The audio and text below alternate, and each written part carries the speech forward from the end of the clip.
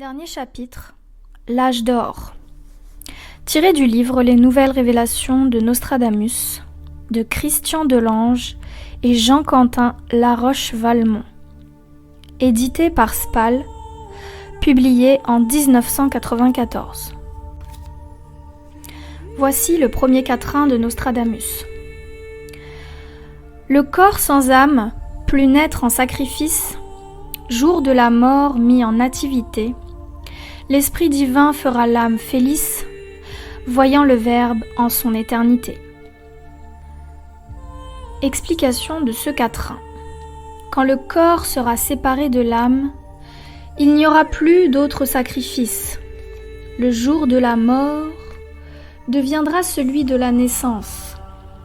L'Esprit divin rendra l'âme heureuse car le Verbe sera vu dans son éternité. Deuxième quatrain de Nostradamus.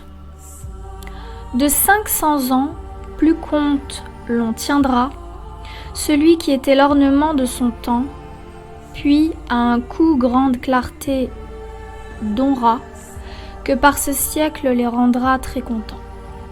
Explication de ce quatrain.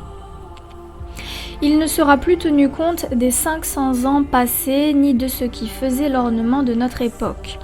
En une seconde, une grande clarté sera donnée qui satisfera les peuples dans ce nouveau siècle. Explication de ces deux quatrains. Ce sont deux quatrains très clairs qui nous annoncent le bonheur, la plénitude que connaîtra toute la planète après l'an 2000. Ce siècle qui, comme le disait Malraux, sera religieux ou ne sera pas.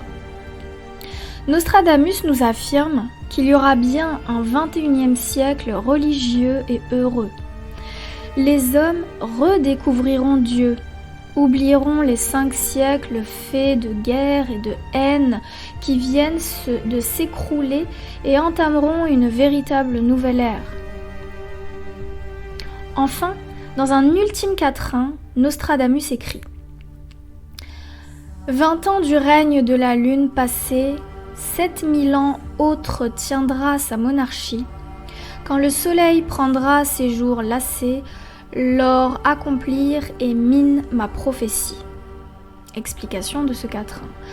Après les 20 dernières années du règne et du pouvoir de l'argent, un autre pouvoir sera en place jusqu'à l'an 7000. Quand le soleil s'assombrira, alors l'accomplissement de ma prophétie s'achèvera. En juillet 1999 sera bel et bien la fin d'un monde et non la fin du monde, puisque Nostradamus nous l'affirme. Pendant 7000 ans encore, le bonheur reviendra parmi nous. Le mal représenté par l'Antéchrist aura eu raison du bien pendant quelques mois, mais finalement c'est le Sauveur qui vaincra et donnera aux hommes une nouvelle chance dont cette fois ils sauront profiter. Son ultime retour aura lieu au jugement dernier, dans 7000 ans.